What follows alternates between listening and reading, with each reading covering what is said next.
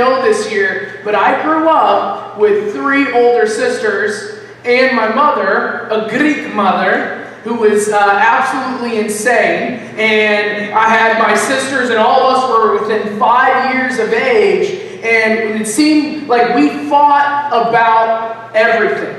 I mean, some of you got siblings, you know what I'm talking about, that it doesn't matter what it is, that you seem to find ways to fight. I remember thinking back and wanting to play video games and going downstairs, and my parents wouldn't allow us to have any TVs in our room, so I'd go downstairs and my sister would be watching TV, and some of you have probably never heard of this, but you'd be watching shows like Sabrina the Teenage Witch.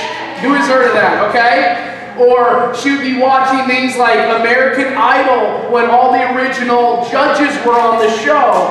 And we were at a time in life where that was really our only TV. And I would go downstairs and I would immediately say, come on.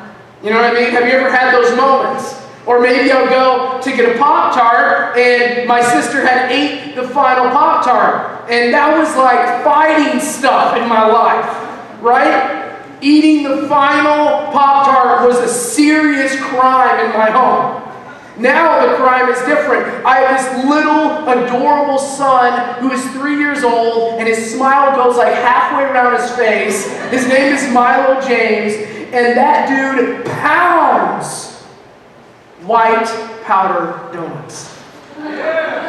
I mean it. Like, I remember one day he walked into the bedroom and he was like, hey, Daddy. And he literally said, hey, Daddy. And he had just powder all around his face and he was kind of like wobbling. And it turns out that him and my daughter, they ransacked the kitchen when we were sleeping. And they got to the donuts because my daughter is like a little monkey now. She can climb in our kitchen. Is my wife in here? Isn't that she climbs everything? We have to hide all the candy. Right? And so now it's like I want a powdered donut and they're all gone. Right? They disappear. And I'm not going to hit my kid, but the thing is, I thought about it. No, I'm joking. Okay, so here's the thing.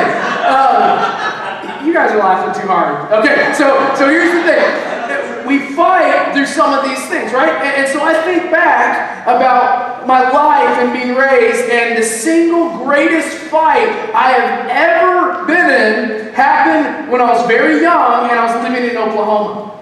Okay, and I just want to give you the picture so you know and you understand what was going on.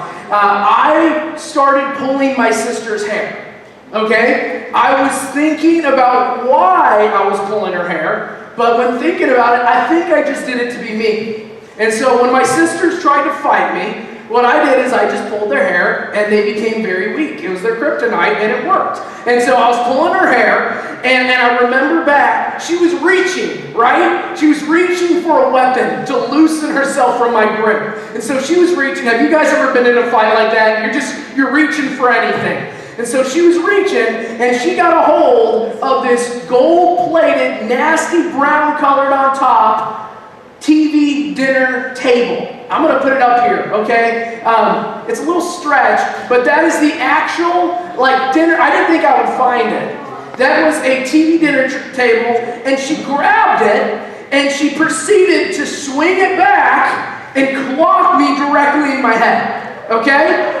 So she grabbed it, she clocked me in my head, and then I remember screaming, right? I don't want to give you the face, but it was probably something like this, okay? And I remember touching my head and seeing blood everywhere. And I remember feeling like, oh, yeah, that's it. That's it. Yeah, that's how it looked. That's how it felt. There was blood everywhere. Okay, can we yeah, that's it. Okay. And so, anyways, I looked at my sister when there was blood everywhere, and that was kind of her look, that wide-eyed emoji, and she knew that she was in trouble. I mean, I was the youngest, I was the sweetest one, and I was the only boy, and now she'd clocked me in my head. I'd get stitches, I still have a scarf, I shaved my head, you'd see it. I tell people I was bit by a shark, but the thing is, that was one of the biggest fights that I had. And so when going into this series, we have to know this, that every family feuds. That every family feuds. That's why we're kicking off this new series today, and we're going to be talking about some heavy stuff. We're going to be talking about some things that a lot of us, we probably don't want to hear about, but we have to hear about. We have to, because we battle every single day. Some of us, we've moved out. Some of us have went to that next phase in our life. Some of us, we're moving in again with a family member that we don't want to be with, but we have been in some tough places. And so how do we look into God's Word and figure out how we are supposed to deal with those feuds? And so I just want to throw this out real quickly, and I'm just going to put a disclaimer out here, because the reality is that we have so many different families in this room. When I was thinking about this series, I was tempted to not do it because I was thinking about the homes that a lot of us have to deal with.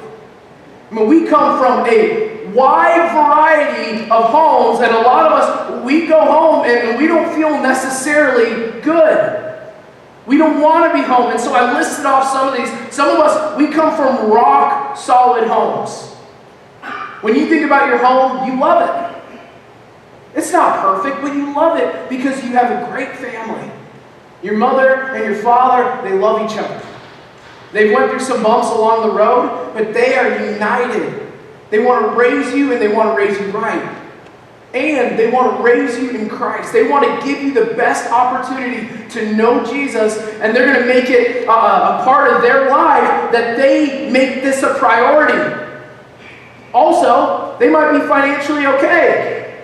So financially, spiritually, relationally, you guys are solid. You come from a really, really good home.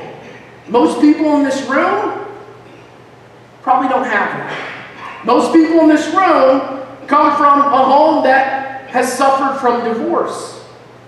Most likely, some of you in this room, you've experienced the weight, the insecurity, the troubles with divorce.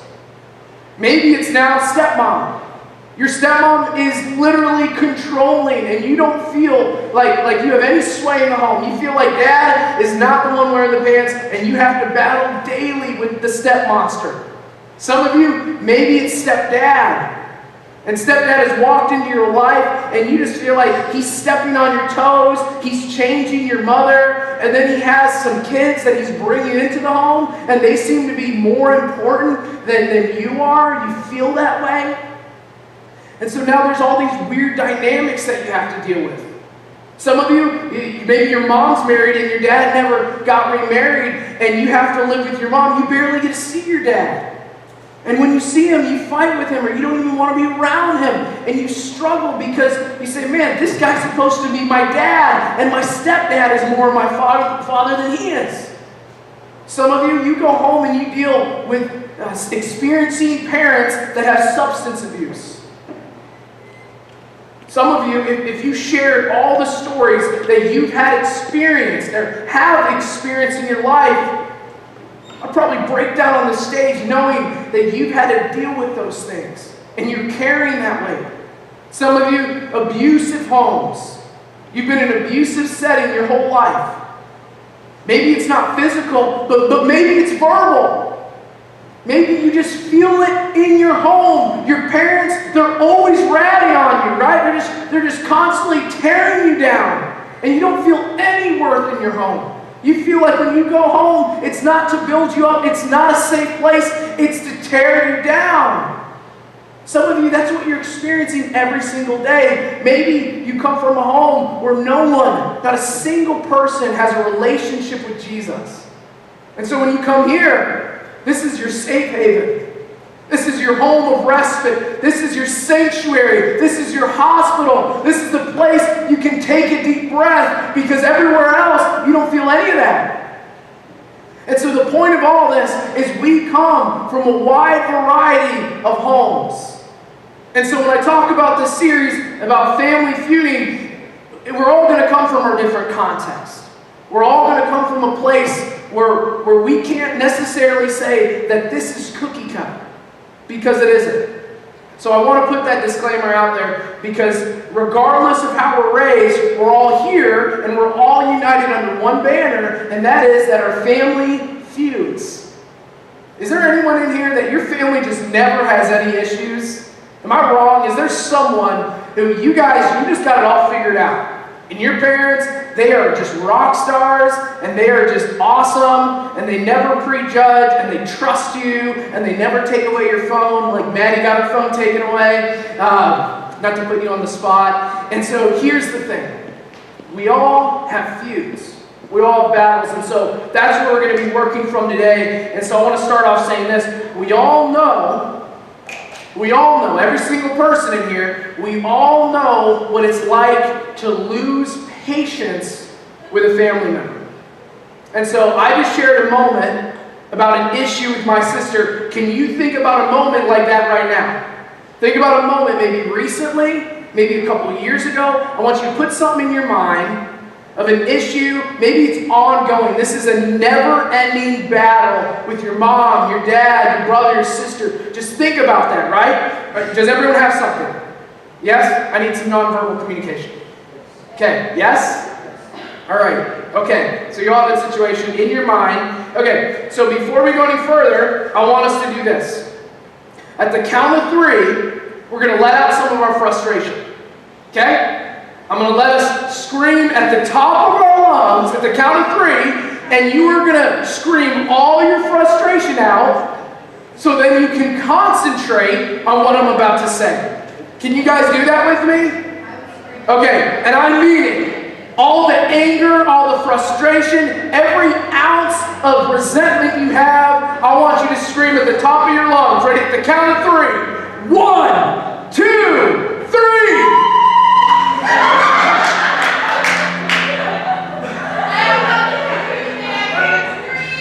Why do you sound like a yodeler from Sweden?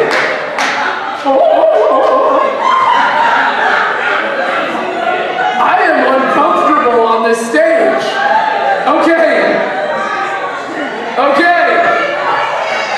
At the count of 3. 1, 2, 3.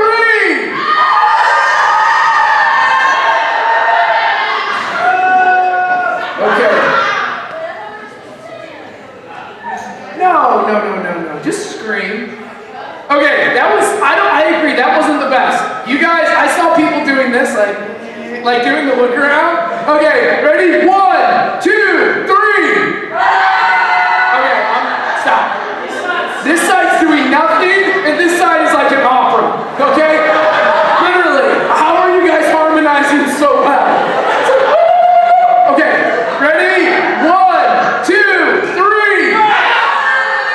You guys are below average.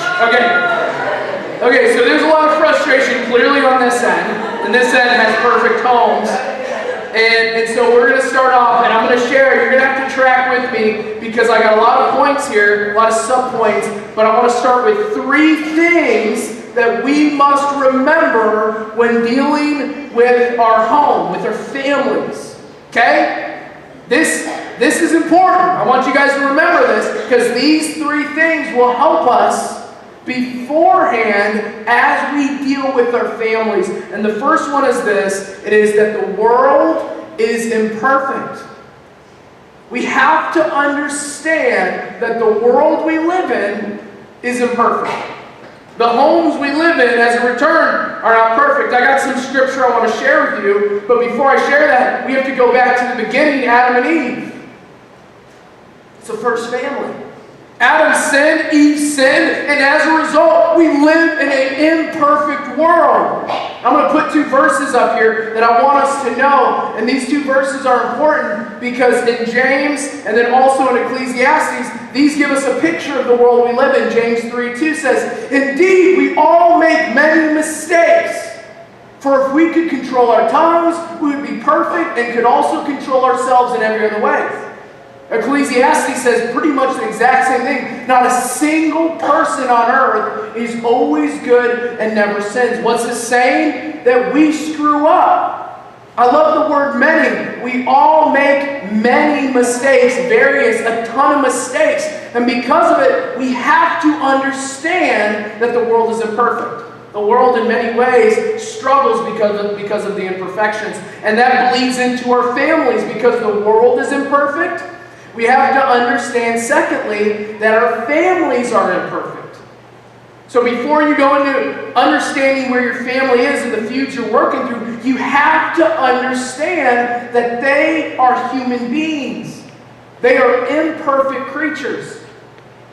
And I think about the first family, Adam and Eve. Yes, they sinned and they were imperfect, but have you ever thought about their home? You know they had two sons to start out with, right? Who were the two sons? Cain and Abel. Well, what happened to Cain and Abel? Cain got jealous. Do we have any jealous siblings in this room?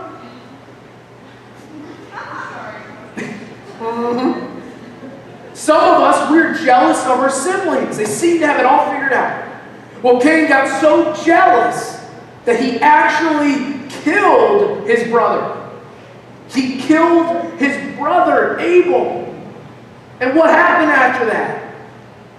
God said, you will not die, but I'm going to send you away, and you will not be with your family ever again. So he left, and how did the family turn out? Think about the first family. Mom, dad, two sons. Now one of their sons is dead, and the other one they can never see again. Dysfunction happens, and it's because our families feud because they are imperfect. But I don't think anyone killed a sibling in this room, right?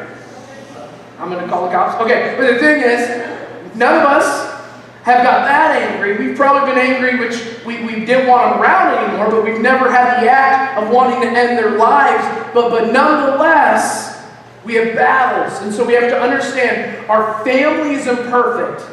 And also, you are imperfect.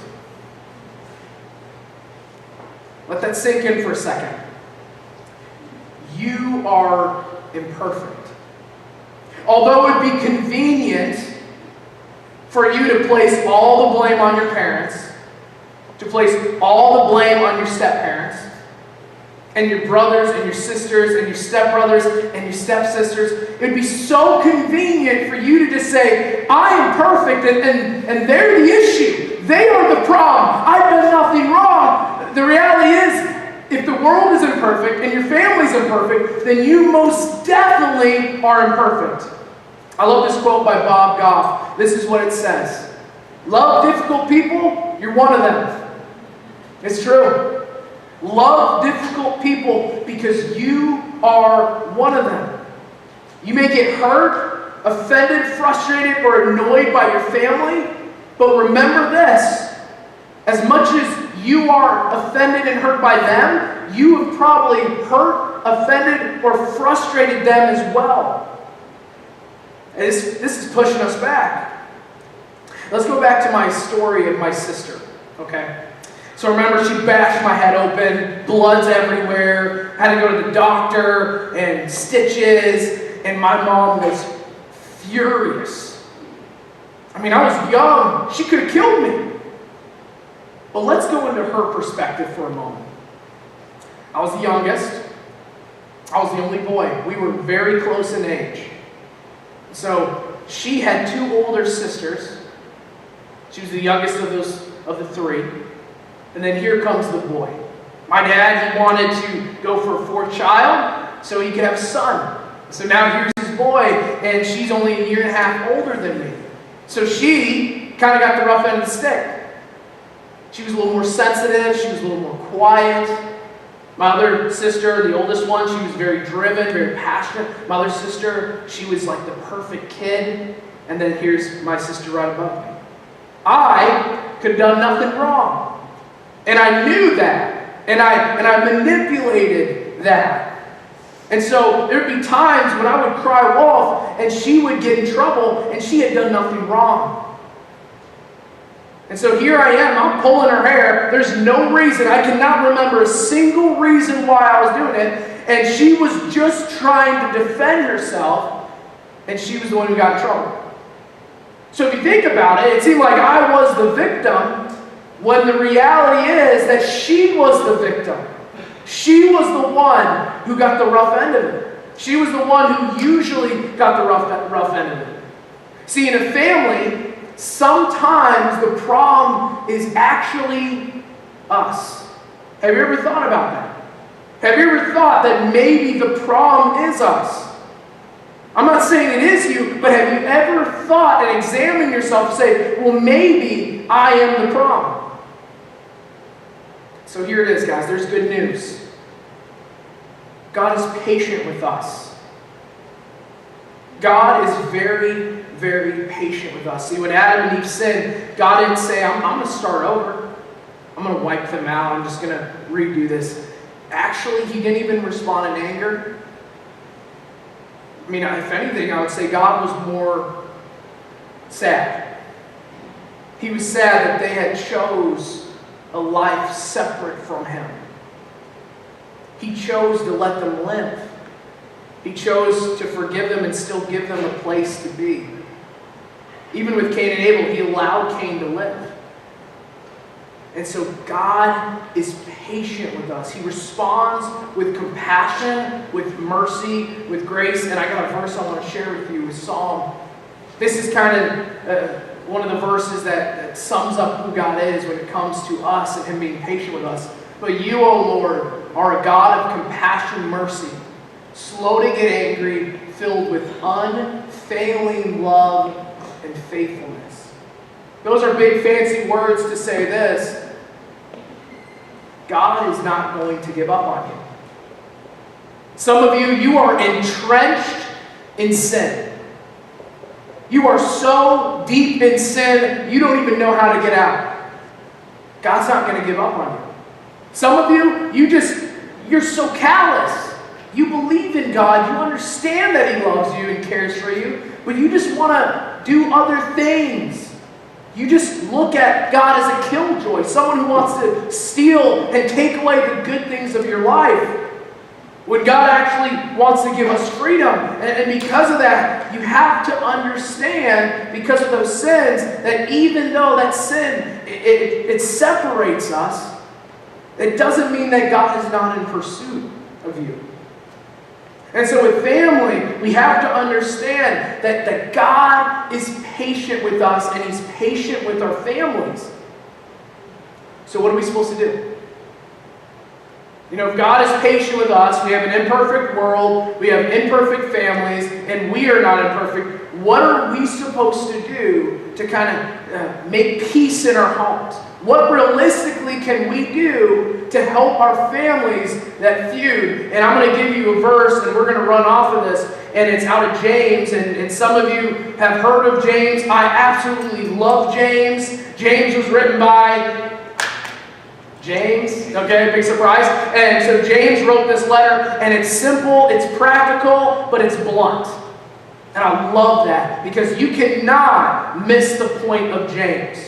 You don't need to be a Bible scholar to understand what he's about to say. And so here in James 1, verse 19, this is what it says. My dear brothers and sisters, take note of this.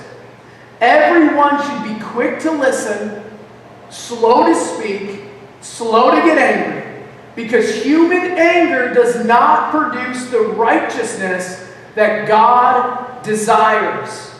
So we got some clues in here. We got some clues in the words of James on how we should approach our families, our issues, the battles we have. And I see a couple really practical steps, and really it comes down to 3. So these are the 3 that you want to write down, you want to highlight, and it starts with this. When you're dealing with your families, and you're feuding, and you're having issues, and you're not seeing eye to eye, it starts with this.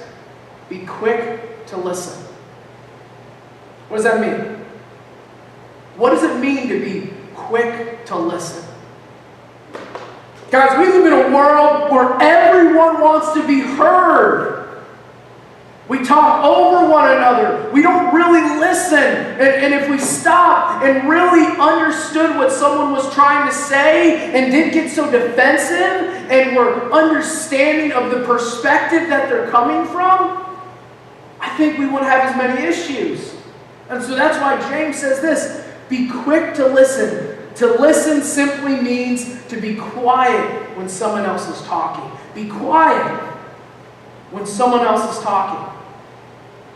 Give them eye contact. Really listen to what they're trying to tell you. Then you can decide whether it's worth understanding. Then you can go to the place of saying, okay, is this something that is true? So the first thing is be quick to listen. Actually listen. Second thing is to be slow to speak. Have you ever said something you regretted? No? Flora, you've never said anything you regretted, right? No? Vadim? No? Zach? None of us, right? We're all perfect. We all take moments and think before we talk. Be quick to listen, but also be slow to speak. Because when your words go out, they're out. You can't take them back. You can ask forgiveness, but they're out in the world, they're out in the cosmos, and when they're out there, there's nothing we can do, right? Other than go and ask for peace. And so that's why God tells us in the words of James, be slow to speak. Be quick to listen. Listen first. We got 2 ears, we have one mouth. Do double the amount of listening. Because your words have weight. Your words have weight.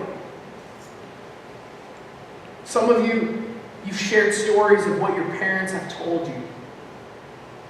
How they see you. It breaks my heart. It's like a branding iron in your heart, an image that you have for yourself that's so inaccurate. And so when we see here, be slow to speak, we need to understand that it's absolutely essential to healthy communication as a whole. Think before you talk. Let's think about it. Understand that your words, they're heavy. They can hurt. Third thing is this: be slow to get angry.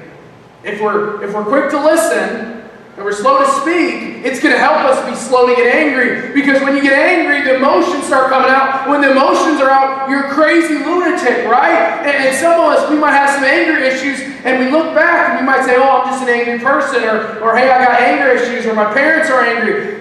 When we get angry, we are irrational. We are nuts.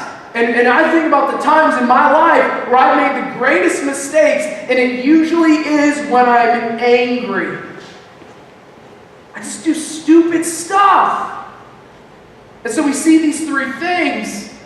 We have to understand that if we want to cut down on the amount of feuding we have within our homes, if we follow these three things and understand the three things that we have to deal with in an imperfect world, imperfect home, we're imperfect. And because of that, we're going to be quick to listen, slow to speak, slow to get angry, then we're going to be okay. And we will be able to approach the issues in our home that much better. But this doesn't just have to do with our homes. This can do with us. The issues we have with our friends, the issues we have with people that we rub shoulders with, co-workers, bosses. These concepts can help any of us. Guys, you can be patient. And these are qualities that will help you be patient. To be patient with your family, to be patient with your friends, and it comes down to this one statement. We're going to put it up here. We can be patient with our families because God is patient with us. The same patience that God shows you, you are supposed to show others. The same grace that God has shown you, you are supposed to show others. As you have experienced with Him, give to others. So over the next few weeks, we are going to continue talking about this. We're going to continue working through this. We're going to continue battling out what it looks like to create peace in our homes. And so real quick, I have two questions that I want us to work through, and these are them.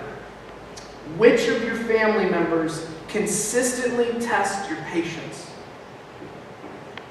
Which of your family members consistently test your patience? I want you to pray for them right now. As we go into song, be praying for them.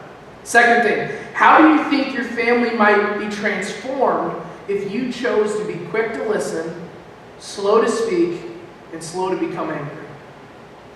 In your context, in your home, Would it be transformed and changed altogether if you were slow to speak, quick to listen, and slow to get angry? Guys, I deal with stuff all the time. I don't want to act like I'm perfect in my home. My wife would tell you that. One thing I was dealing with recently is we're trying to potty train my adorable little son Milo, who I said just slams white powder Hostess donuts all the time.